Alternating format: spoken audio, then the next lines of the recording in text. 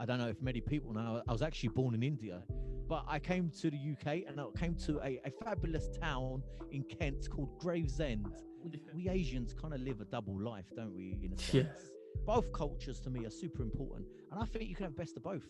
And they were looking for presenters. And we sent a demo tape to them and with some laddu as well. The first person I ever interviewed was Sukshinda Shinda. I'm not like BBC trained where you ask certain questions or you don't ask certain questions.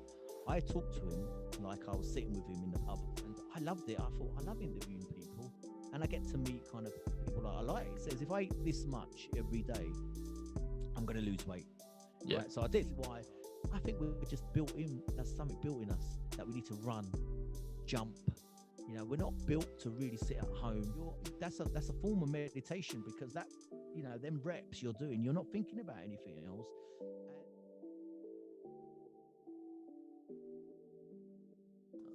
My guest today is a photographer, musician, and the host of the SMT Podcast. Welcome, Mr. Sat Mann. How are you doing? I'm very good. I'm very honored that you asked me to come on to the KultureKast. It's fantastic to be here. And it feels odd someone asking me questions, but I'm ready. I'm up for this. Yeah, no, I'm a big fan of your podcast as well, which is why I thought I'd reach out because it'll just be cool to talk to someone who also is talking to a lot of cool people, if that makes sense. Yeah, it does. Makes absolute sense. And, yeah, I'm excited. I'm excited. The way I like to start every episode is basically by taking a trip down memory lane and talking about your upbringing and what you were like as a kid. Sure, sure. I don't know if many people know, I was actually born in India and in a band called Tutamjara in Hoshiarpur. And I came when I was about 1.5. But I was always proud that I was born in India and I had an Indian passport for a very long time, right? Yeah. And until it became too difficult to travel around Europe and things like that with things I did later on in my life. So I had to change it to a British passport. But Do you so regret that decision now? yeah, no, yes and no. You know, we can't travel around Europe anyway now, so Yeah. we've gone full circle. I have, but yeah. So I came at 1.5 with my sister as well, and my dad was already here in the UK, and so it's a quirk of fate, really. You know, I could have ended up in India, still in India, and I could have been protesting with the farmers right now, actually, because that's when my family are all farmers and my uncles. So it's something quite close to my heart. And I think about that sometimes when I see them protesting. I think that could have been me and probably would have been. And I would like to think I would have been there with them. But I came to the UK and I came to a fabulous town in Kent called Gravesend. Yeah. And it's a fantastic place, Gravesend, because it's quite small, but there's a very large Sikh community in Gravesend, Punjabi Sikh community, right? And I mean that community, you know, my dad's sort of era, and even before him, done so much for that community to embed Punjabi people in Gravesend, and you know, there's so much that's happened there. There's football teams, G&G Football Club, Jugunu Bhangra Group, 4x4 dancers, Pind De Munde, the Bhangra band as well, which you know about, and a whole host of other people, you know. So culturally, with Punjabi music and dance, and also we've got Graves in Gurdwara, such a beautiful Yeah. building, right? And which is known, I think, throughout Europe and the UK as well. So I was always happy to be born in Gravesend. It was perfect. You know, I've moved now. I now live in Yorkshire. Oh, closer to me. Yeah, so I'm quite far away from Kent, and so it kind of reminds you of what you miss, you know. And so that's where I grew up in Gravesend. I became a Gravesend boy because I remember I remember going to university, and you know, when you try and talk to girls, you know, at that age, and they would ask, they go, "Where are you from?" I said, "Gravesend." They'll be like rolling their eyes. He's a Gravesend boy, right? So I don't know why it's so bad, but you know, that's.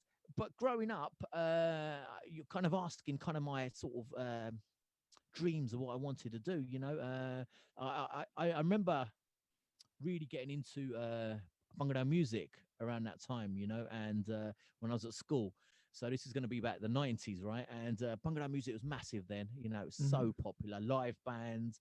There used to be bands at weddings. And my friend lent me a cassette. It was called Bhangra Fever 2. And yeah, you know it, right? And I took it home and played it. It was a cassette. You know, that's how old I am now. And I just fell in love with the music because it had the Punjabi lyrics, which was obviously I spoke Punjabi in my house, and even now I speak, you know, Punjabi to my mum. I don't really speak English to her; she doesn't really know English too well, and even to my dad. So in our house, we always spoke Punjabi, and but this music was a mesh of both things. You know, it had Punjabi lyrics, but it had sort of English instruments, guitars, and drums, and I just fell in love with it after that, right? And because my Punjabi wasn't too bad, I kind of used to sing along, Hmm. right, to the songs. And when we used to be in school, people used to sing the songs, and I knew the words were wrong. I knew they were pronouncing them wrong, right? So Yeah. I used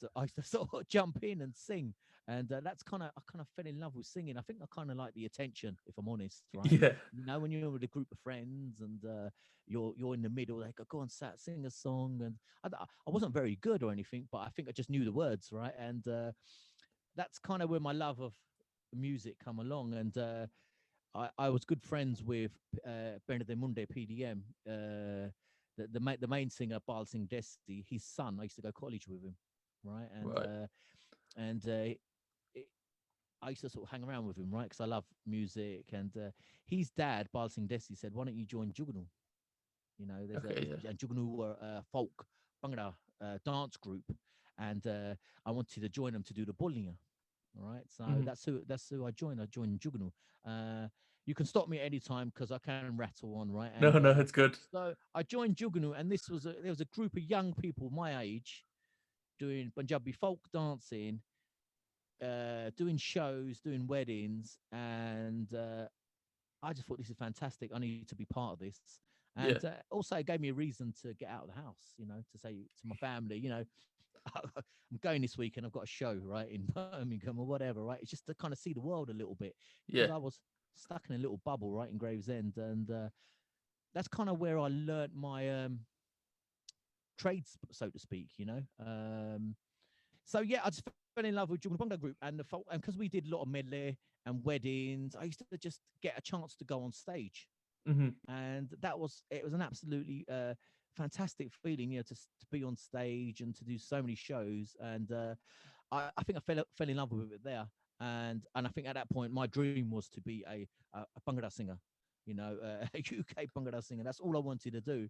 But I think what I lacked, and this is probably a tip for anyone listening, I didn't lack the consistency to practice on a daily basis, Hmm. you know. Yeah. So with anything in life, even podcasting, photography, even working out, training, right, it's consistency, and it's about putting in the hard work, and it's not all about the fun bit of going on stage and, you know, enjoying it that way. It's about the hard work you put in before, and I think I kind of lacked that part, because I was lucky because Jugunu Bhangra Group gave me a stage.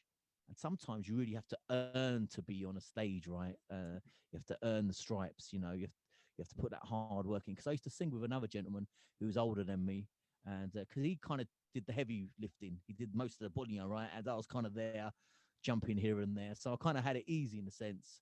But could if I could do it again, I'd obviously try and practice a lot more. And so that's kind of my intro into Jugunu Bhangra Group and Bhangra music.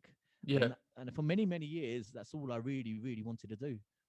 Yeah, I think in the 90s is well, that's when I was born, to be fair, but the music that I remember was like B21 and things like that, and it's very much like a clash of you have the Punjabi lyrics, but they did seem to use a bit more of like a garage sort of style, which was quite popular back then, like in like the English sort of charts as well, which is quite cool. Did you ever like dance as well, or were you just focused on singing when you joined the Bhangra group? You know what, I didn't dance because it's incredibly hard work dancing, right? And you Yeah. guys are super fit, right? And but no, I was mainly just a singer. I think at one medlar we had a procession through the town, some English town, and I think I danced a bit then, but nothing on stage. And but it was just mainly bullying. It's interesting because things like Bhangra music in the 90s, like you mentioned, B21, like we Asians kind of live a double life, don't we, in a Yeah. sense? Yeah, we've got two kind of faces. We've got one at home where we're sort of Punjabi, we eat the Punjabi food and speaking Punjabi. And then we're out of the house where we're our friends who kind of speak English, and we've got English friends, and it's we live this dual life. And I think that music, Bhangra music, was kind of a mesh between the both, and that's why I think it appealed so much at that time to us. Yeah. Maybe more so than it does now, because everything's mixed up these days today. My kids are rarely speaking Punjabi, which I'm very ashamed about, right? And it took me a while to explain to them that we're Punjabi, and they were like, no, no, no. I go, no, you are Punjabi, right? But they go, we live in England. And I went, yeah, you do live in England, but you're Punjabi. They go, but why do we live in India then? And I thought conversation just went on and on and on. We could have been there hours, but Yeah. I could see how their minds are thinking. And if you think about it, that's kind of how we were. We was thinking, we're here in the UK, and our kind of parents don't want us to kind of integrate and mingle too. We don't want to become too English, Yeah. and have girlfriends and go out, and but we kind of want that. But the other hand, we're Punjabi as well, kind of trying to balance in both cultures. And I think it's slightly changing now, but I remember that period quite well. And I think that's why my family were very happy for me to join Jugunu Bhangra group, because Punjabi folk dancing. I think in the back of my mind, I thought, I can get out and about, and see the world Yeah. a little bit. And I did a few tours with them as well. We went to Jordan, and I think it's the first time I left the UK on my own. Wow. And that's a fantastic experience with another Bhangra group from the Birmingham called Gabru Punjab there. And I just met all these fantastic characters, and great experiences. And I look back at them fondly. Jugunu Bhangra group is still going around now, Yeah. and even 4x4, them guys are fantastic, my friends. So yeah, that's kind of where the Bhangra love came from. Yeah, 100%. I feel like when you're a kid, especially, you just want to fit in. I assume that with your daughters being in Yorkshire now, there's probably a lot more white people than there is in Gravesend, where you grew up. So Yeah, to assimilate, like it's the same for me when I was growing up in Newcastle. There's not many Indian people here either. So you sort of do want to assimilate, and then the older you get, the more you start to appreciate your culture and your background, yeah, and how important it is, and how it like you want to fit in as much as a kid, and then when you get older you start to value the differences to everybody else, yeah, which yeah, 100%. absolutely. um and you mentioned it a few times already, as a PDM, the music band, and you're now part of that, and there's like a reunion that's happened recently with the new song, and you mentioned the farmers protest at the beginning, and the two are basically linked together, the song and the reunion and the farmers protest. Do you want to talk a tiny bit about that? Yeah, I mean, I'd be completely honest. With PDM, I have a few WhatsApp groups, and my PDM friends and brothers are one of them, and Mhm. that's my main WhatsApp group, and that's we kind of keep in touch because obviously I'm up here now, and they're down there. And this sort of comeback that we've done now, these songs that were recorded quite a while back, Right. and we're still signed up to Kiss Records, Oh, so I think we've got a few singles to release to sort of fulfill the contracts as well. And so we thought, let's do it now. Now's a good time with the farmers' protest and the songs. We're kind of a traditional band anyway. Our lyrics. But Bal Singh Desi's got a very traditional voice, and mhm. we he had a song called Ticket, and that's the one out at the moment. We got a lot more coming out as well, and the boys down south, they've been really working hard and getting these songs together.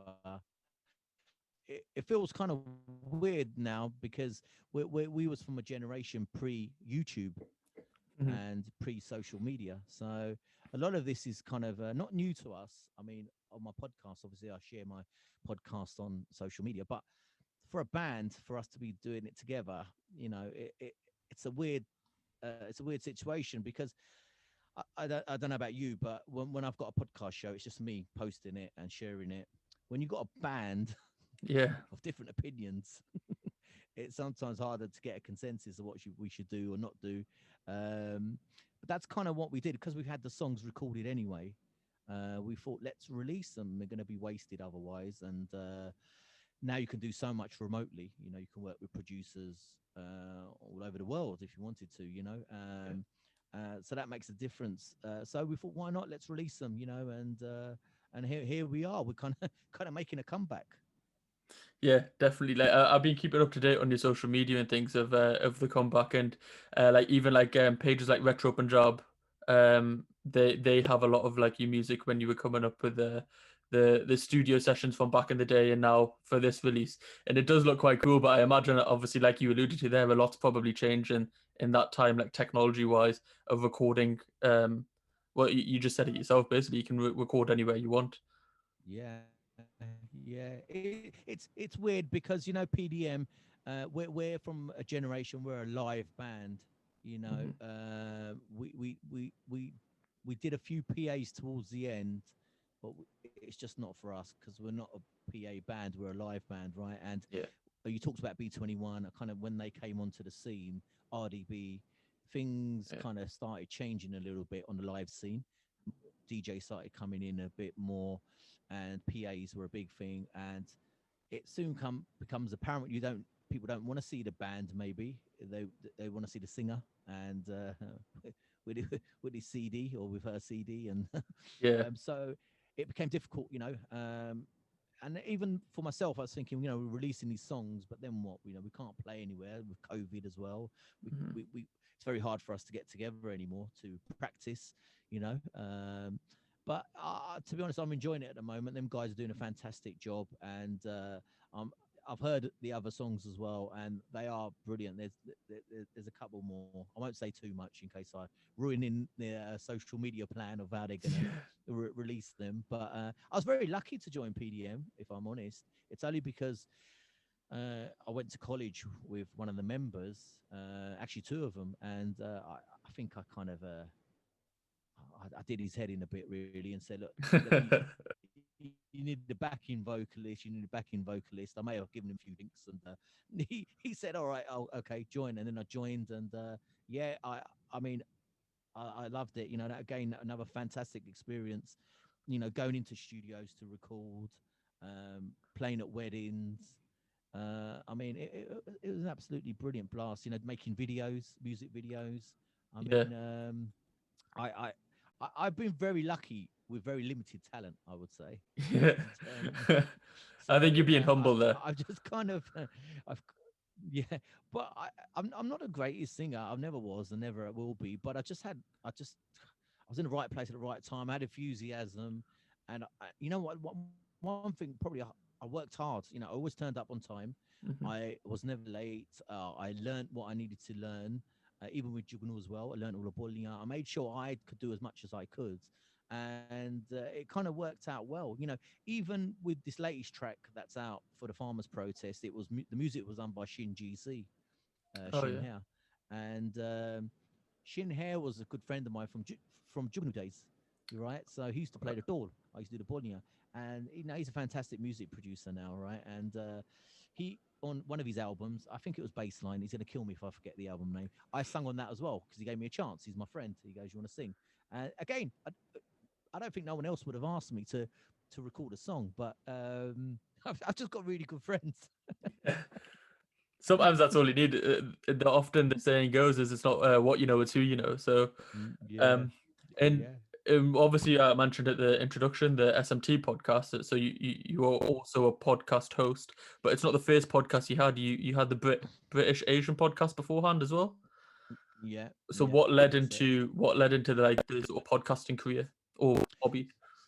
Yeah, so I back in 2001, I think 2000, uh, I joined Punjab Radio, Me and Shin here. Punjab Radio had been around for about a year, and they were looking for presenters, and we sent a demo tape to them, and with some laddu as well. We sent a laddu and a demo tape, if I remember rightly, right? And anyway, they liked the demo tape, but they called us in, and they said, yeah, you're interested. We can show you the ropes, and if you want to do a show with us, you can. And we was a bit like, wow, okay. And we did a radio show together. Just before that, actually, just thinking about it, me and Shin GC, we actually started an online radio show back in 2000. Maybe Very not. early. Yeah, very early, maybe 1990, and we were streaming songs. Whoa. Yeah, in 2000, and we was kind of ahead of our time, right? But it was so terrible, the internet connections.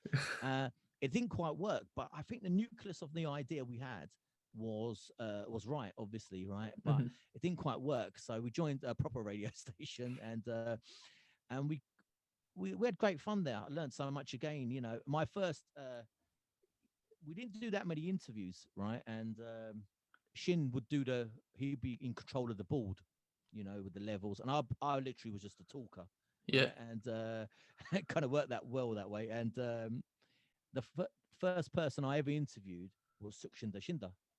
Whoa. Straight in the Yes, deep end. yes. And on that day, it just so happened that Shin Hair wasn't there. He had to go. He couldn't Oh make it, right? no. So, and I remember Sonia, the girl Sonia there. I said, Sonia, you're gonna have to help me out because I don't know what I'm doing on the board. Plus, I'm gonna have to interview Shukshinda Shinda, who I was a big fan of. You're gonna have to help me out, right? So she helped. She was on the board interviewing for the first time, and I've not been formally trained as an interviewer, so I'm not like BBC trained where you ask certain questions or you don't ask certain questions. I talked to him like I was sitting with him in the pub. Yeah. Yeah. Yeah. So I said, yeah, I was just saying, um, you can sing, you can play loads of instruments. You're a very good-looking guy. Is there much you can't do? And I was asking questions like that, and he was a bit taken aback, thinking, no one's really talked to me on radio. It's live, by the way. It's not a podcast either, right? So it's live, and I think he had a good time. And he said to me after, because that was a really good interview, guys. I had a really good time, and we had a bit of a laugh, and I loved it. I thought I love interviewing people, and I get to meet kind of people that I like, and anyway, we did that for a few years, and slowly, life gets in the way, work commitments, and it was getting difficult for me to travel to Southall, where Punjab Radio is based, and and I kind of stopped everything for a while. I Right. stopped music. PDM were kind of finished by then. Bhangra had stopped going to Juguna Bhangra group. I'd left them as well. I'd left everything behind, and I kind of sort of ambled around for a while, not doing much. Um, and as I was ambling around, not doing much, I was listening to these things called podcasts Yeah. back in 2014, 2014 maybe, 2013. And I loved them because, they were quite raw. They were a bit rough. They weren't like radio. And people were swearing on them. They were really raw conversations. And I was just mesmerized by this. Obviously, doing radio for so many years and then listening to this, I thought, this is fantastic, right? And, I was trying to get other people to, everyone knows about podcasts these days. Mhm. But believe me, when I started my podcast back in 2015, when I first started, no one really knew about them. So I would sell it as it's internet radio, Yeah. Yeah. right? And when I try to get people on, I used to say, it's internet radio, just to get them on. And because they were like, "What's a podcast? How do you listen to it? When's it going on live?" And stuff like this, right? It really annoyed me, that did, right? And but anyway, I kept listening to it, and I thought I could do something like this, some interview shows. And I used to listen to Mark Maron, called WTF. I Right. don't know if you heard of it, right? And he used to interview comedians. And then I heard Joe Rogan, obviously, Yeah. and these fantastic podcasts. And I thought, and I had to look around for any Desi Punjabi ones or Asian ones, and there wasn't any around in 2015, right? None. I think there was a couple in Canada, right? If I Mhm. remember, because Canadians seems to be a little bit further ahead in social media wise than us, Yeah. and but no one in the UK had really heard of them. So I thought I'm going to start one, and it was going to be called the one in 2015. It was going to be called the SMT Podcast, Okay. and and I brought the domain and I brought everything for SMT Podcast, and just about when I was getting to the point of interviewing people, I thought I can't go to people and say it's called the Satman Podcast because no one knows who the hell I am, right? So I'm gonna call it the British Asian Podcast, yeah. And it was probably a bit of luck that I called it that because it helped branding it easier at the beginning. And so I asked a few people if they wanted to come on, and obviously because I was in music and I was in radio before, and I did. Uh, I'd have been about. I knew a few people in the Yeah. music, so I thought I'll ask some people, if they want to come on. And one of the people, one of the first interviews I ever did in my living room was the MP Tandesi. Oh wow. Yeah, Yeah. so he's from Gravesend, and I've called him and I Yeah. said, "Do you want to come on?" He wasn't an MP then, by the way. He was Right. he was trying to be an MP, right? And he was the first person that came to my house with a cup of tea, and I interviewed him, and he really loved the experience. He said it's so much better than radio because I have to kind of think about what I'm saying all the time. It's a bit free flow, and so I interviewed him. He's the first recording I ever did was Tandesi, who's now an MP, and I Yeah. like to think I helped him in some way to become an MP. Yeah. And but he's doing great now, isn't he? I see him Yeah. having to go at Boris quite a lot. He's always Yeah. quite angry, isn't he, Tan? I did text him. I go, you you get quite angry when you're talking to Boris. He's But got some really good clips on like he's very good at social media exposure because you see these little clips from Parliament and he hits the nail on the head in like a very bite-sized sort of clip, which is obviously what social media is nowadays. Is the yeah, British Asian podcast still available? it's not. I still the feed I'm on at the moment. For anyone that doesn't know, the podcasts run on a feed. The feed is the same one it was before for the British Asian Podcast. So Right. them shows are still there, but I've taken them off the feed for now. Okay. So I might, because I didn't want people to get confused. And at the beginning, anyway, when I started the other show, so 2015 I started that, and podcasting was so new. And like I said, I kept trying to explain to people, look, it's not radio. And then eventually I just said, yeah, it's internet radio. But this Yeah. gonna come, and I had to physically go and meet people. Then I had to travel. I used to travel around the country and take my two mics with me, my little recording device, right, my Zoom recording device, and that's how I did it. And I used to have a show a week, right, and which is quite hard work, as you, Yeah. you probably know yourself, right? And Yeah. but I did it, and I think because it was new and people didn't really understand it, and because podcasts are super cool anyway, right? And then once people started listening to them, they thought, oh, this is a bit different, because the people I had were kind of, I had a martial artist on, and he's talking about depression and how it got out of depression, Mhm. and these were long form interviews, and it wasn't like 15 minutes, and Yeah. I've got to go to the news, or 15 minutes, so let me put the ads on for VT Rice. And it was a pure conversation, and people really got into them because people were saying to me, "You got to do it shorter, make it half an hour, make it 15 minutes because Yeah. no one's going to listen to them." And I said, "No, I don't want to because Yeah. that's going to ruin the people. Trust me, people will listen to a long form podcast because it's how we consume content these days. It's on demand. People listen to your podcast, maybe listen for half an hour. They can pause it and they can make a cup of tea, or they can work out in the gym and they can play it the next day from where they left off. It's Yeah. on demand. It's like Netflix, right? It's like on demand audio.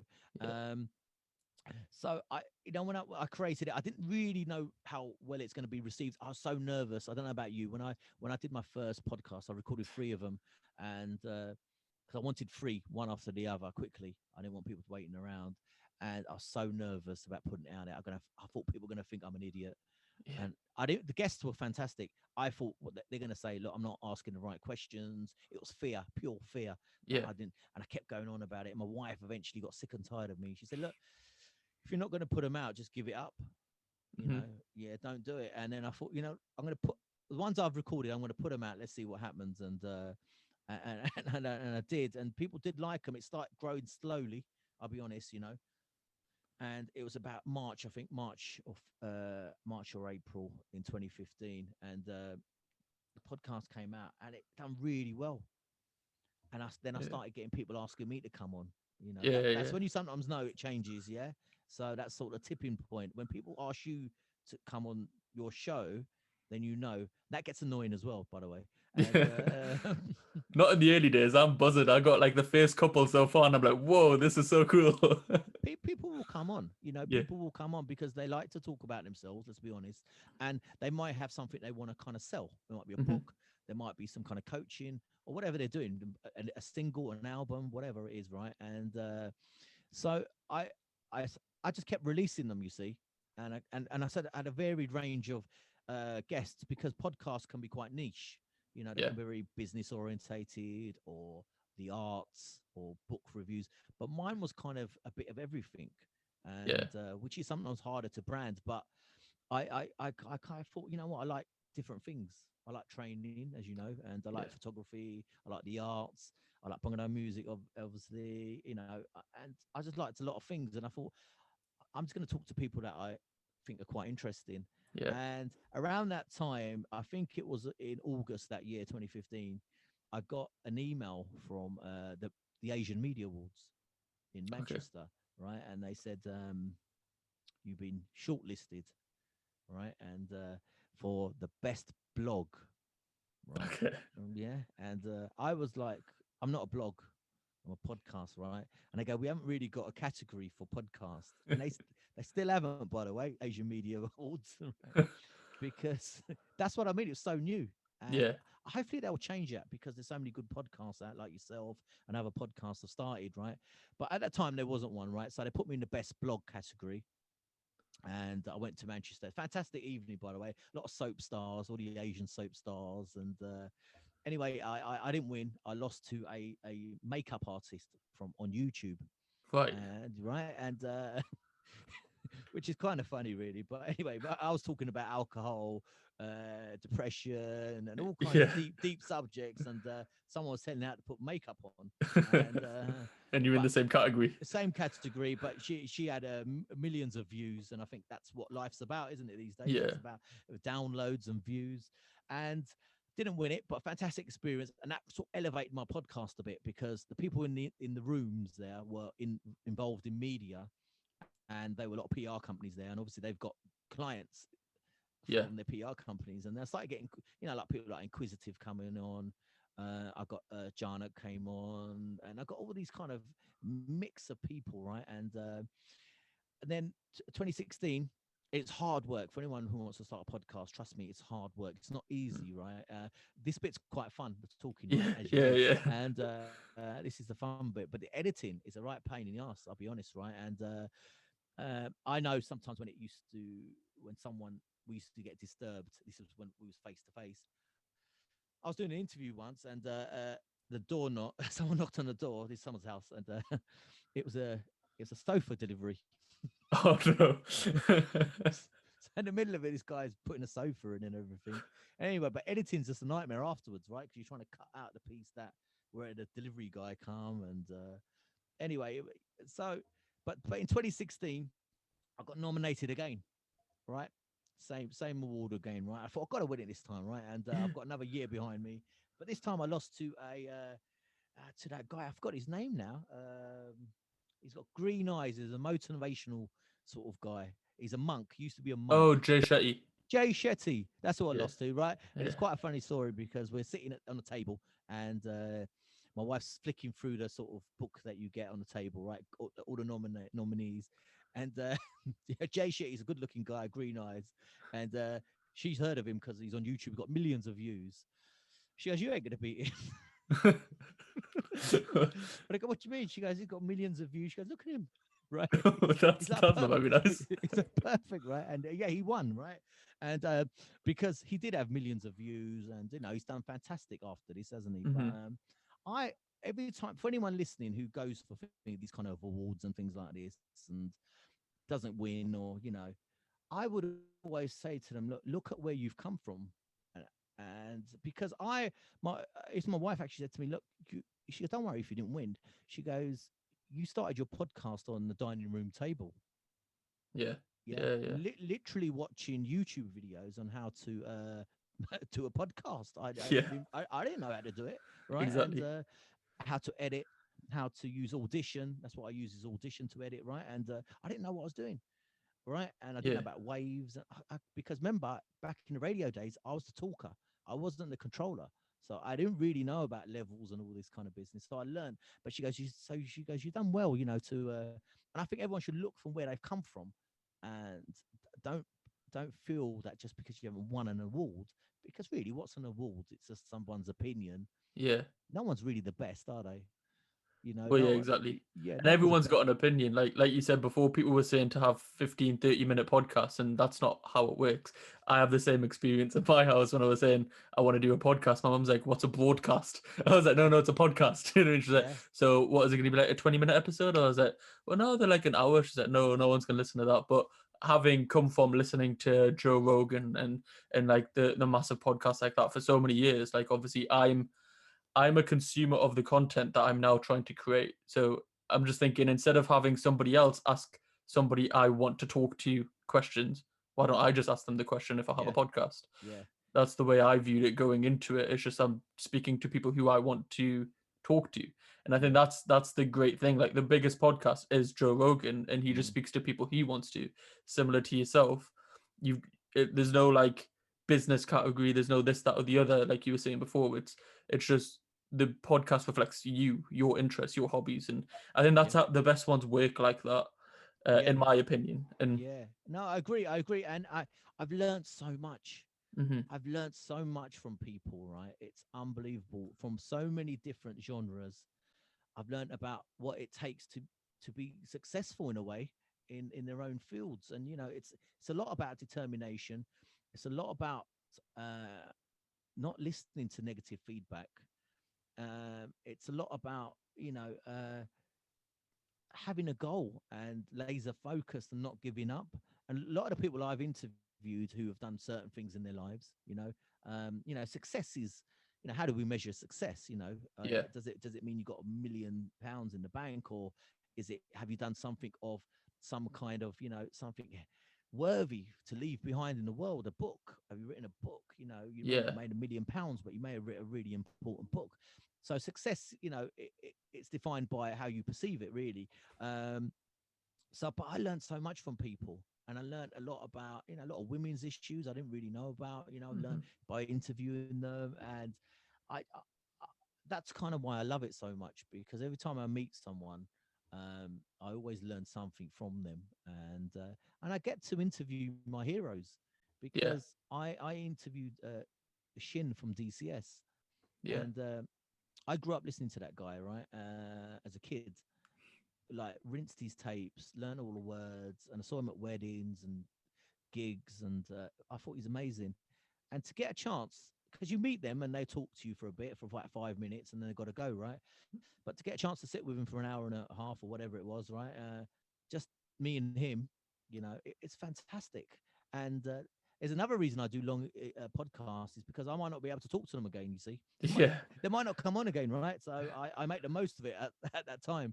And so I get to meet my heroes, the Dada Gill as well from Upna Sangi, yeah, inquisitive. I interview people like that. It's just fantastic. So that's why I did it, and it's just sort of snowballed from there.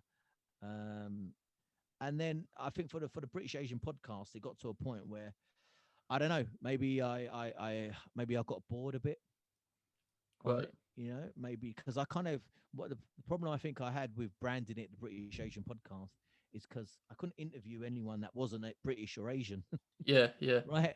And I wanted to kind of interview people abroad, maybe, in Canada, India, maybe, yeah, there's Asians everywhere. And that was always in the back of my mind. But at the time, Zoom wasn't a thing.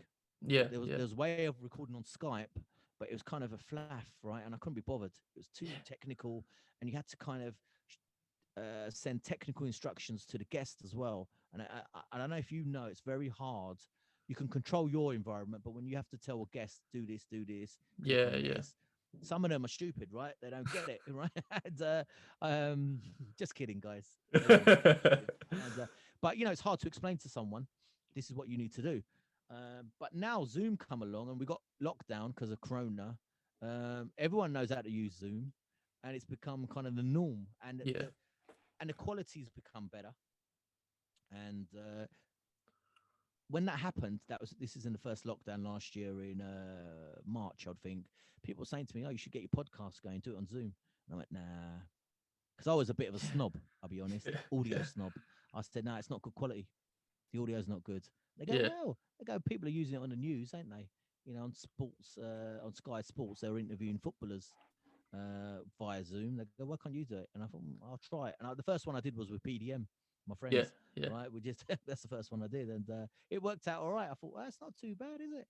Then the light bulb moment happened for me, because I thought I could do about 5 interviews a day and Yeah. release them right every week. I'll be like, I can record them in bulk, Hmm. and I can have a show every week. And then I sort of rang a few of my friends, Suk Ojala, the comedian, and I had another friend who's a film director, makes film videos, right? And he done Gurdasman, Sunny Dintsey, and I said, "You want to come on?" Because I promised him he could come on the last one, and I Yeah. stopped. So I always had him in my mind, and he came on as well. And it snowballed again, and I started getting into it, because you can do it at home, can't you? Now Well, it's that's so much, it. yeah, it's so much easier. Because I spent a lot of time traveling, but this was I walk upstairs, and just record. So that's what I did. I just started recording it, and especially, I mean, one of the benefits. I mean, if you could say it's a benefit of lockdown, a lot of people are at home at the moment. Hmm. So if you want to reach out to people for interviews, now's the time, because Well, they ain't anywhere, right? Even if they say no, they ain't yeah. going anywhere, right? Well, that's it. That's why I started mine. To be fair, is like the first lockdown happened, and I'd always had sort of um, this sort of vision in my head that one day I'll be able to do this and like speak to a lot of people and things. And then you get sidetracked with university and like following the quote unquote professional career path. Yeah. And then this happens, and I'm thinking, well, now's the best time. Do you know what I mean? Like, you're always going to have an excuse. And I feel like not just in for me setting up this podcast, but a lot of other people, when this the first lockdown happened, it was one of them things where it's like a reality check. Like, time stood still. You're not allowed to leave your house. You like focus on realigning your priorities, focus on what's actually important to you, what your dreams, your aspirations. And then a lot of people ended up setting up a side business that they've always wanted to, or a podcast like myself, and doing all these extra things that they never would have done if they didn't have that extra time, which is really cool. Like what one of the first people that I interviewed was a person that's been on both the Brit Asian podcast and the SMT podcast, which is Azad Ah, Singh. oh yeah. Yeah, which is one of the dopest things, because as I said on the podcast and beforehand when we were speaking, I've followed him for donkey's years, like maybe 5-6 years. I've seen his like ads on Facebook, and I was like, whoa, there's a Singh doing fitness when I was just starting to get into the gym. And then fast forward like 5-6 years later, and I'm talking to him on a podcast. I'm like, whoa, this is so cool. Do you know what I mean? It's Like, cool. Yeah. it is. It's Yeah. really really cool. Yeah. So for going forward, do you think you're going to stick to the SMT because it allows you like a broader sort of guest range? Yeah, absolutely. Because then I interviewed Aman Panessa, who's a mixed engineer in Canada, right? And Okay, yeah. he's also got a podcast as well, and Hmm. he's just moved now recently, so I think he's had a bit of time off. But he had a podcast as well. That's kind of how we knew each other, and so I had a chance to kind of interview him. Um, I There's a few other people, I want to interview, see, that are not Asian, Yeah, yeah, and that's always been in the back of my mind to do. Well, it's very hard because you can put yourself in a niche, right? Even now, I yeah, kind of have a lot of my guests are very Punjabi, yeah, Sikh, and I haven't had many Muslim guests on. I haven't had many Sri Lankans or Gujarati people on, which I want to do, right? And that's why I it's hard though, because you kind of interview people within your bubble in a hmm, sense, right? And but I want to open it up a bit more, and that's the aim. I mean, I've had a bit of a pause as well since December, for a few reasons, family and work and whatnot, and I've got a couple of interviews ready. I've got a meet Channa from meet Channa from Bend It Like Beckham, yeah. and EastEnders. That shows the next one, and I feel a bit bad sometimes. I see him online. I think he must be thinking, "What's happened to that interview with?" Yeah. But it is coming out. If he's going to watch this, it is coming out. And, I've got a few others, but I, it's fantastic because you can stop whenever you want, right, and start again. Yeah. It's but the only thing about podcasting in that sense is you have to be consistent with the releases. I think Yeah. that's Yeah. that's where what you need to do. Um, I need to take my own advice on this as well because I wanted it a show every week, but I think if you stop for a while, people find something else because there's Yeah. so much out there. When I was talking about podcasting in 2015, podcasting in 2020 and 2021 is very different because in the Asian scene, there's so many podcasts these days, right? And Mhm. there's one called a Native Immigrants, right? They're my friends, Swami, right? And he's sort of connected me to a few other podcasts that I didn't know existed. Yeah. Asians, yeah, Yeah. Yeah. some girls doing it, um, and some I can't remember their names off the top of my head, but Roots and Rhymes I think is another one. Them guys sort of has some fantastic guests on.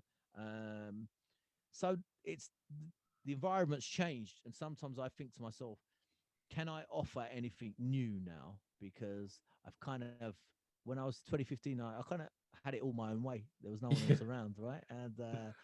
And it was new, and the difference because it was new made it successful. Now there's a lot of podcasts around. What do I have to offer new? So that's always in the back of my mind as well. And it's great there's more podcasts because it just shows the popularity of them. And people said, "Oh, you shouldn't start a podcast now. There's too many of them." But they said that to me in 2015 as well, Hmm. Yeah. right? And so Exactly. there isn't that many yet. Obviously, there's a lot more than there was, but I think if you look, only you are you. You got your own unique voice, own way of interviewing people, and your own sort of interests with guests. So that's you. That's your own show. I've got completely different guests, and Yeah. the way I interviews different. If you can even call it interviewing, right? And Yeah. so I've got my own little niche. It's not.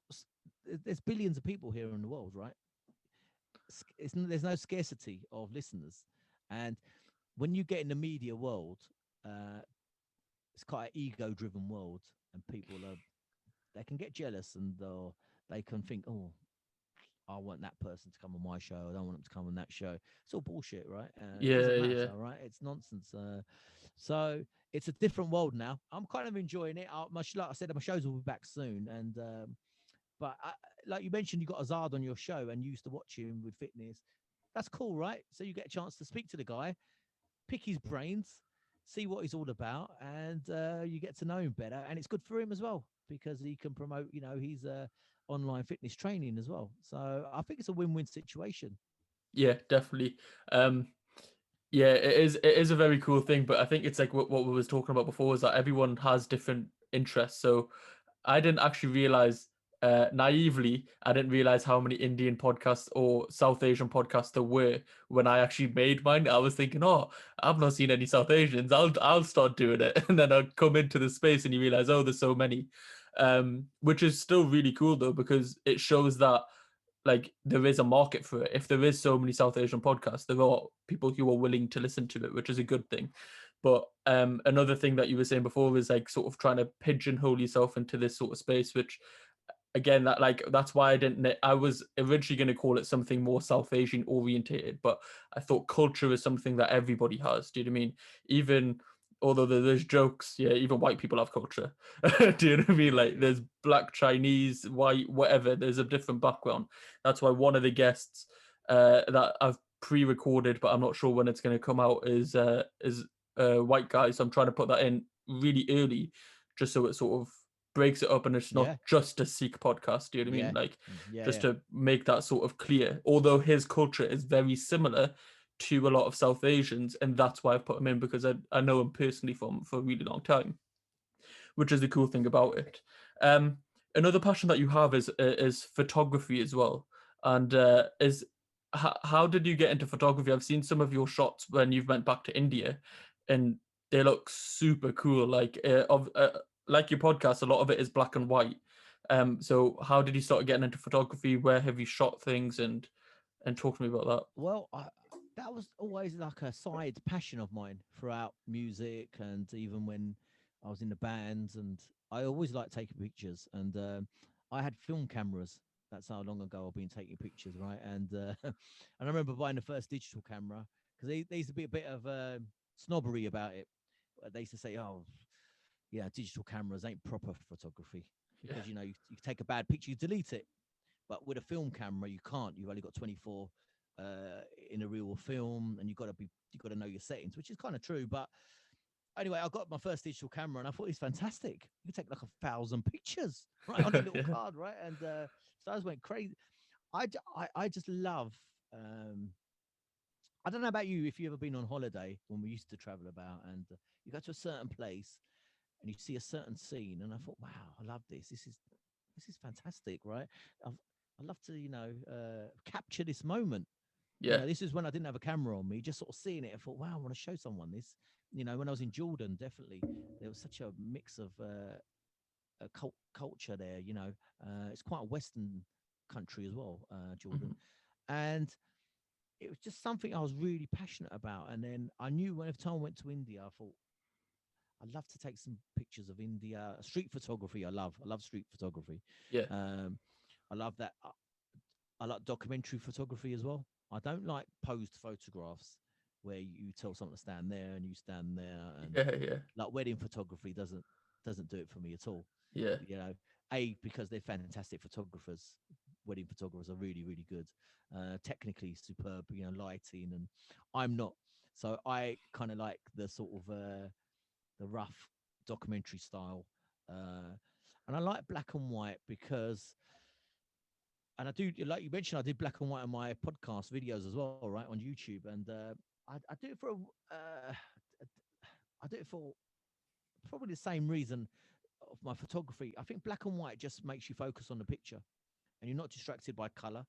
And so I try and convey some kind of message in the photography as well.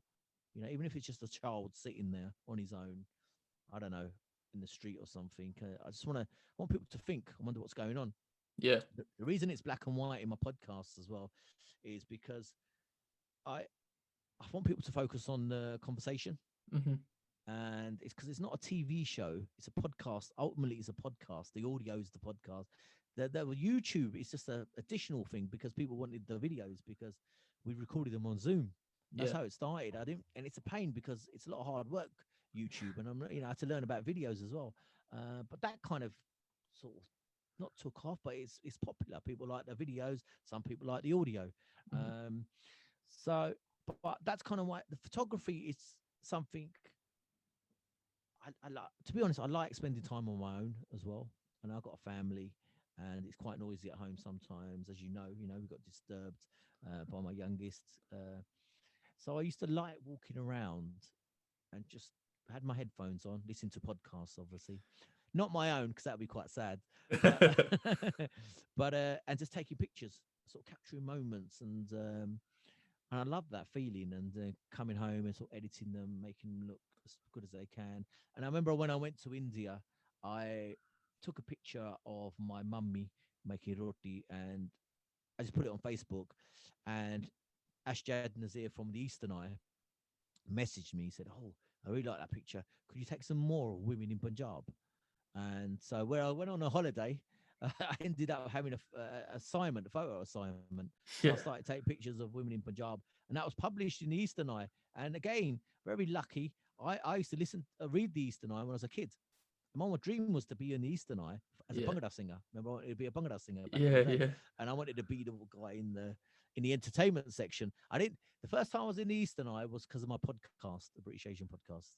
That was the first time I was in there, right? So podcasting got me in there, but not singing, right? And but yeah, I that's definitely a passion I want to take up more. I'm just waiting for lockdown to be kind of over, right? And like everyone else, Hmm. so I can get out and about and take some more pictures.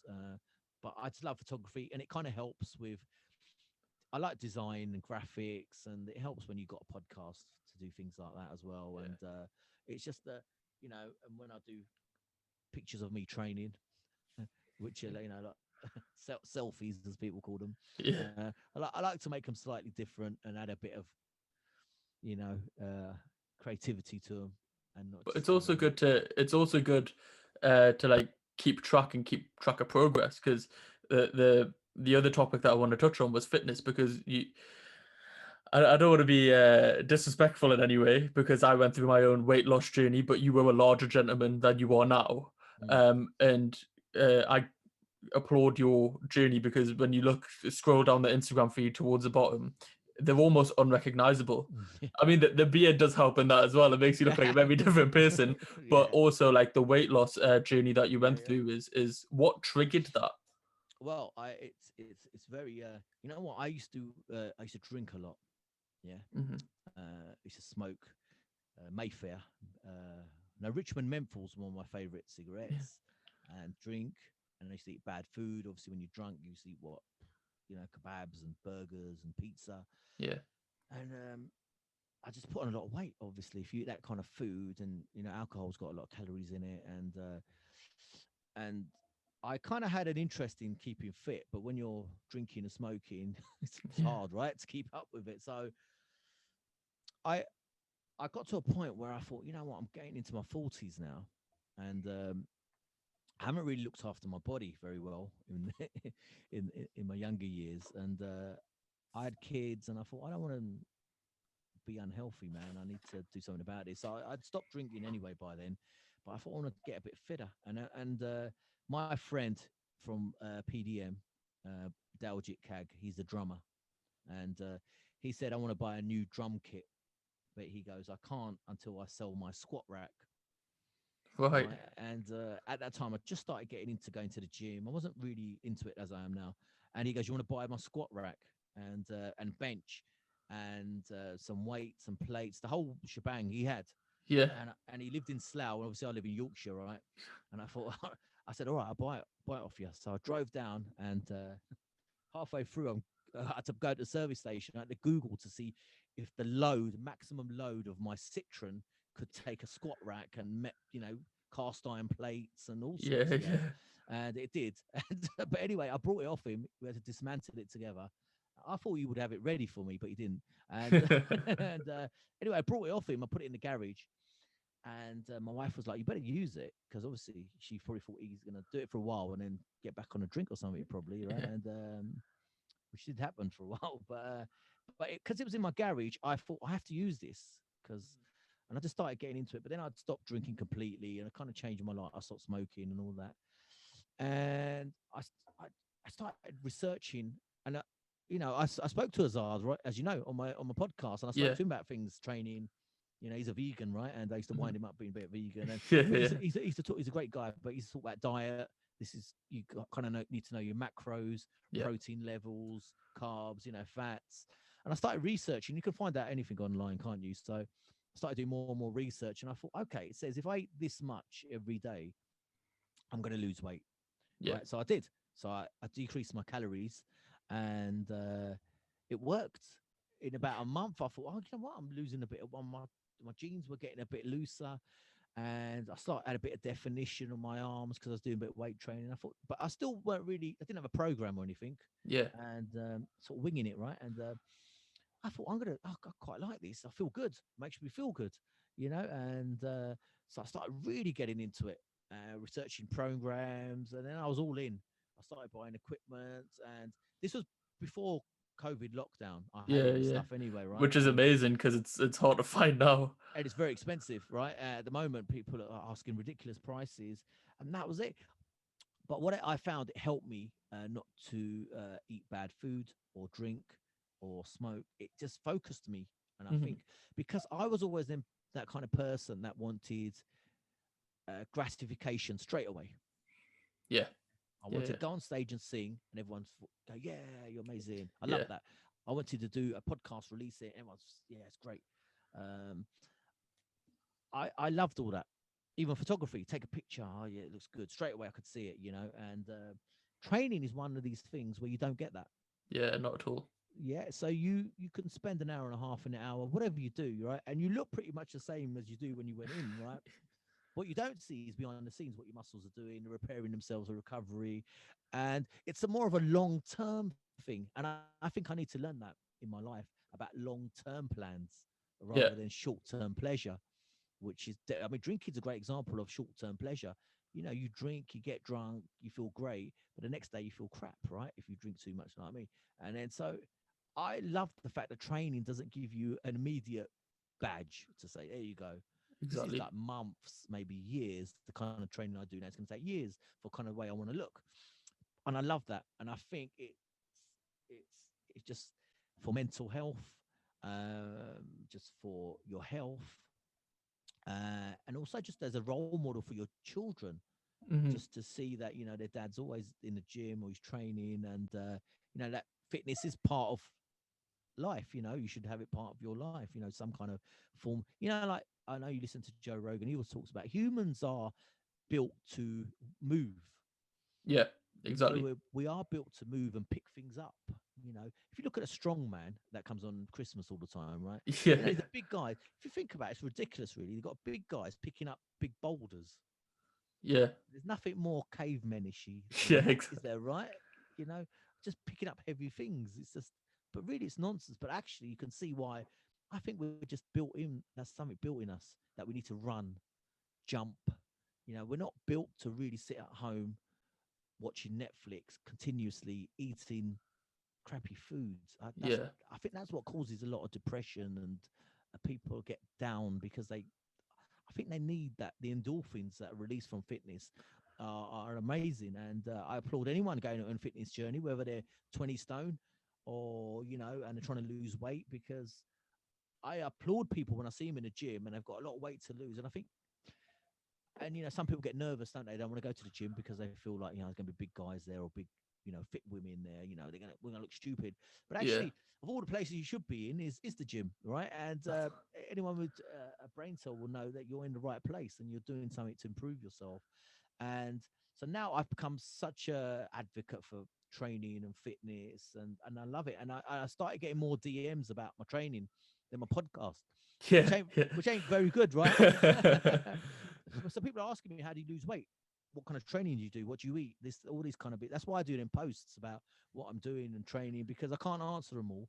And And it's motivation for others. Like when they see you in the gym, it's like a kick up the backside. Like I know you train really early in the morning sometimes as well. So when people do wake up and they go on Instagram, like as many people do in the morning, one of the first things they see is you in the gym, and it's like an instant reminder: get your ass in there and start working out. Like yeah, it is really cool. I like what you said before about like the discipline that it instills. Like I think when you're passionate about anything, and when you get passionate about the gym, you can make it into like a parallel for life. Do you know what I mean? Like yeah, it's a really good parallel for life. Like you've got all this weight on your shoulders if you're doing like a squat. You might be coming down, but you need to push that back up.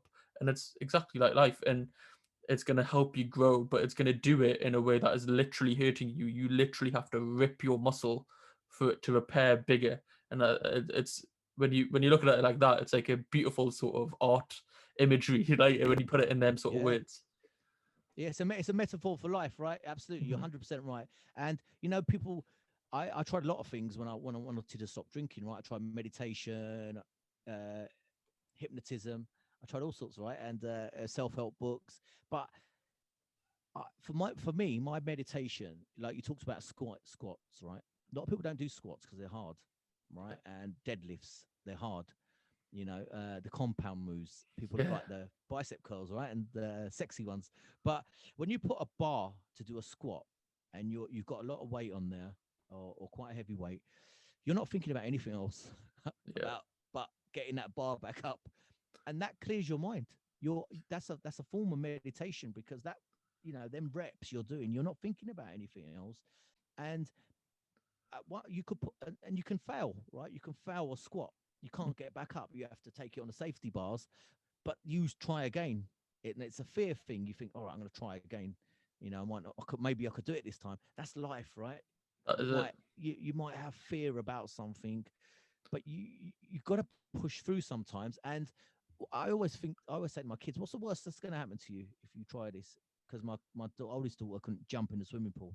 She could never jump in. Yeah, Yeah. And I said, what's going to happen to you? She goes, I might go to the bottom.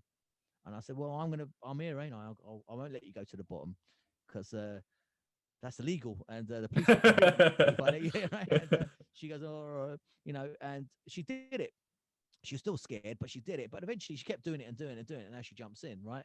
It's a fear thing, And I, I, it's helped me in work and in life and podcasting because I feel confident when I talk to people. I remember the difference between me interviewing Azad in 2015 and 2020 because I was a different person because Yeah, I'd been training. The first time I interviewed him, I wanted to get into it, and he knew a lot more than me, and he still does. But I couldn't talk to him on that level. But now I can in a sense, because he's a very strong guy. yeah, yeah, I mean, man, some of the stuff he lifts, and he's not as big as me if you look at yeah, him, but he's strong, way stronger than me, right? And so it's inspiring, right, to watch him when he's, squatting like 100 kg and above. I said, yeah, wow, that's amazing, right? And I love it. But it's for me, training itself is a great metaphor. When you said it breaks down your muscles, but your body adapts, that's right? it. That's what it's doing. It's adapting. That's why your muscles grow because it knows that you're going to do this again at some point. That's like life, $100%. your mind has to adapt because I get loads of rejections, by the way, for podcasting interviews. Yeah, I Yeah, get loads. Yeah, and people said, "Oh, do you?" And I went, "They go, we wouldn't think since you had a podcast before, and you kind of known as having a podcast, and uh, I said, yeah." People still, I've asked quite a few people, and sometimes say no, or they're not sure, or they won't reply. yeah, And I said that's the way it goes sometimes. It's not. You always think it's easier for the other person on the other side of the fence. You think, oh, they get all these people on, because I get that all the time. People that are starting podcasts, young podcasts, saying, "How do you get the people on? yeah. How do you get them to come on your show?" And I said, I just keep asking people, and eventually someone says yes. And then That's it. you do enough of them for them. People know, all right, this guy's serious or this girl's serious, and they like your show, this quality, and it's not going to waste my time. And yeah, I'll give it a go, and that's how it works. You just got to keep going, um, and that's how I started. So anyone wanting to start, don't give up. You're going to get rejections. I get them now. If that Yeah, helps anyone, so yeah. Like for me, like at the beginning, obviously, is an unknown quantity. Like I haven't got like the track record of having a previous podcast, like you just mentioned.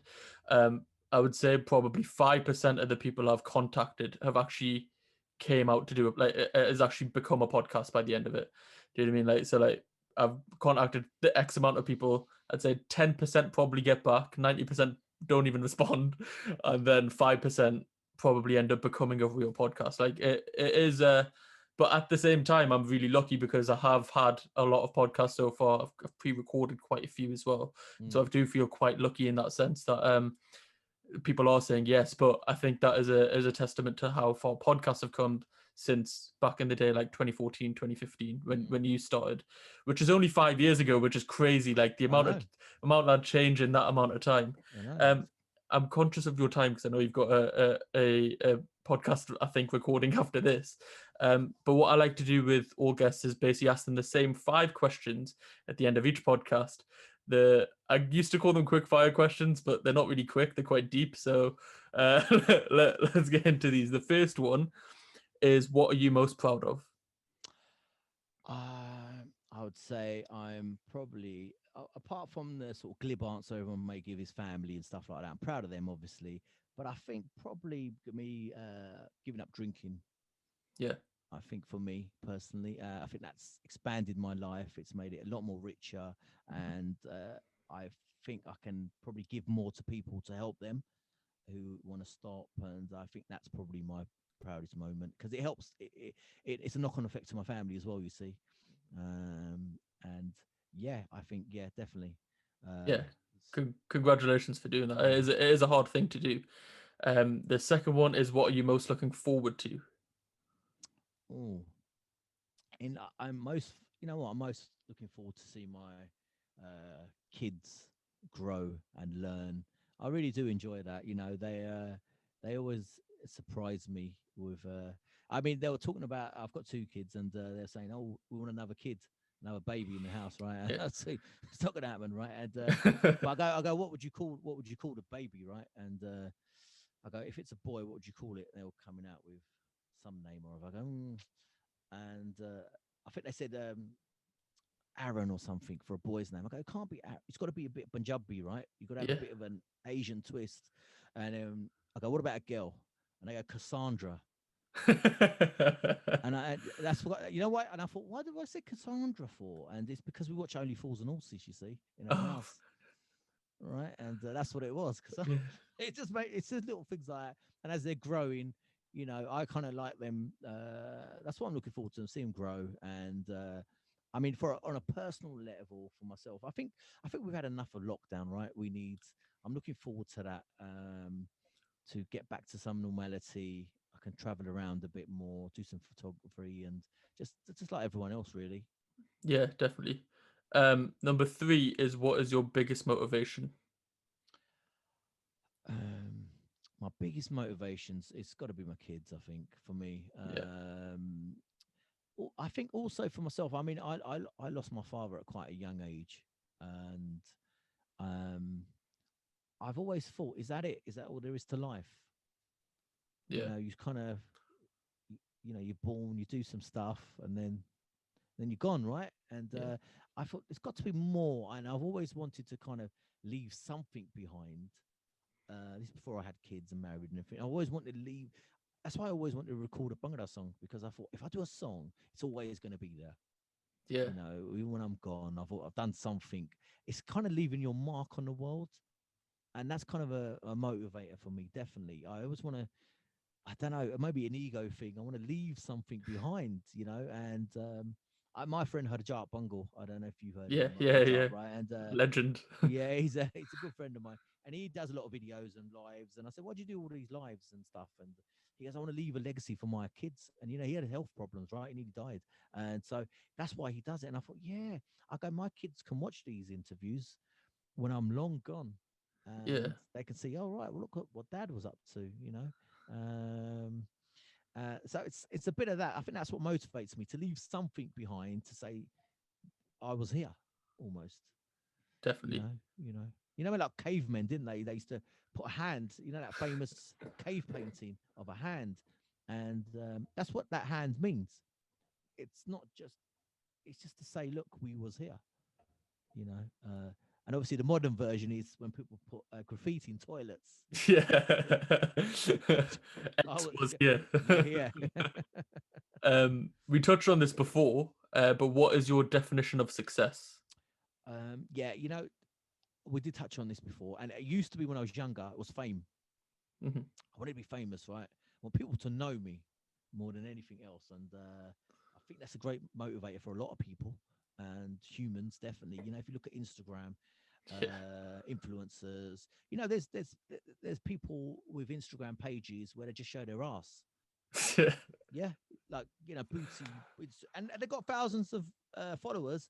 They're obviously popular, but it's that thing about, look at me, it's the ego thing, right? And as I've got older, I'm older now, and I've learnt and the ups and downs, and I've kind of met some famous people, and you realize, some of them ain't very nice, or nothing.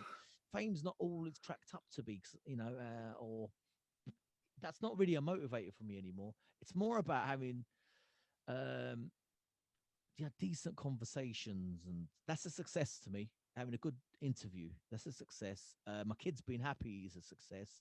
Yeah. Me being fit and healthy, me helping people, with fitness or anything, or even podcasting.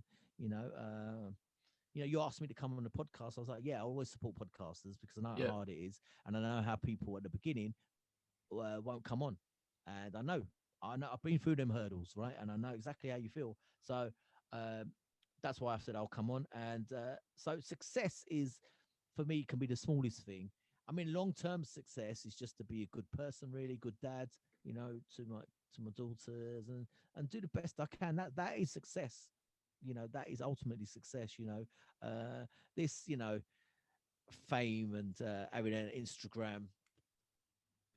I'm not going to open up a booty Instagram profile. No one to follow that. But yeah, I think it changes. I think when you're young, fame is very, it's such a magnetic force Yeah, because you want people to know you, don't you? You want to walk in a room and everyone knows, oh, look at you. You know, that's why we like celebrities so much, you know. Um, but I think as you get older, for me anyway, it changes to smaller things. definitely. And as the reason I asked this question to everyone is because, as we said before, it is very subjective. Like these questions, the reason I ask them to everybody at the end is because they're so subjective. So they're almost like an insight into that person within these five questions. But the last one, because there was only four, the last one, so last but not least, because it's the KultureKast podcast, how do you think your culture has affected you thus far? Oh, my culture, absolutely. You know, it's everything. My culture is everything, and you know, the podcast. I wouldn't be here sitting talking to you if I didn't have that sort them roots to my culture, because that's how it all started. You know, for me, because you know, although I was born in India, I grew up in the UK. Really, you know, and and it was talking Punjabi at home and having my dad having Punjabi records, and that connection with my culture was there. You know, I used to listen to Gurdas Mann and Galit Mann. I used to love these records, and I thought, wow. But I used to like Michael Jackson, and look, you can see the kind of song. I used to love other music as well, and I, for me, without my culture, right? I'm talking about Punjabi culture as well, and I would never have joined Juggalo if I didn't. I would never have joined them. So I would never have sung on stage. I would never have met Shin GC. So I would never have sung on his album. I would, if I didn't do that, I wouldn't have joined PDM. Yeah, and if I didn't have met Shin, I wouldn't have gone Punjab Radio, right? And then I wouldn't have probably been interested in podcast or even had an idea how to start one. You know, Yeah, probably photography would have been the only thing maybe I would have done. But without the culture, none of this. I think you can't. You know, your culture. So you know, they called it the roots. You know, your roots, yeah, and sometimes you hear that you think, is it really? You know, we're here in the UK now, and I don't really got much interest in India or whatever. But I think it's so important. I think I'll be lost if I didn't. You know, I would be lost without my culture, without a doubt. And there's an English culture as well, right? yeah, Which I'm such as proud of. You know, I'm not, all India. You know, and I don't like the UK.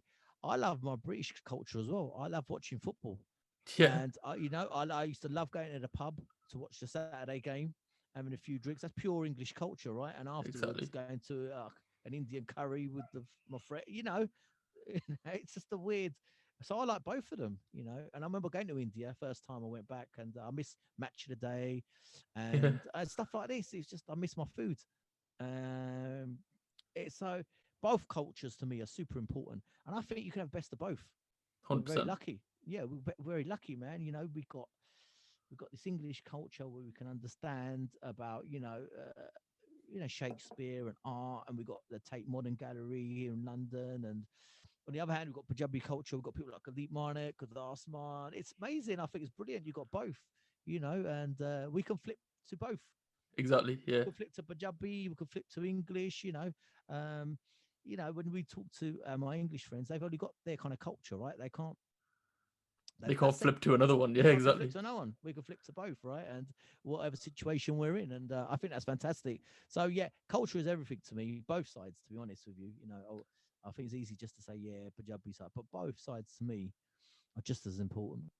Yeah, definitely. I couldn't agree more. That's the reason I asked these questions, is because for me, culture is whatever surroundings you were brought up in. Anybody, your friends, your family, whether it be your heritage is in from Punjab or whether your roots here in England, it's an amalgamation and you're the embodiment of that. Um, which is why I ask it to everybody, because everybody gives a different answer because everyone Mm. was brought up differently, which is it's really cool. A question that I might want to ask, add into that from your Yeah, answer, yeah, go for it. is when cricket's on, India or England. See, you know what? It's funny because I, I'm a, I'm not even a big cricket fan. Me neither, but I still support India. Yeah, yeah, yeah. I think because I'm not a big cricket fan, I support India. Yeah, But I think if India had a football team yeah, and they were pretty good, they're in the World Cup and stuff like this, and it was England v India. I'm not sure because I support England because yeah, I watch football and some people support Argentina and all sorts, but or Brazil's the one, right? But I support England, right? Because I know all the players and this, that, and the other. But so it'd be India cricket team, right? And I'll tell you a quick story. I started a job once, and there weren't many Asians there, but there was an Asian guy there, and I met him. And at the time, I think it's the World Cup was going on, Cricket World Cup, and he's a Sri Lankan guy. Yeah. And he goes, oh yeah. He goes, oh, the cricket's on. You want to go watch it, right? And I go, I'm not really into cricket. And his face has dropped. And I swear to you, that guy, he must not have spoken to me for a couple of months because he must have looked at me for here's a brown guy. He must watch cricket. He must watch cricket, right? And I didn't. But so India for cricket, football, England. That's what I mean about culture. That's it. Culture clash cast.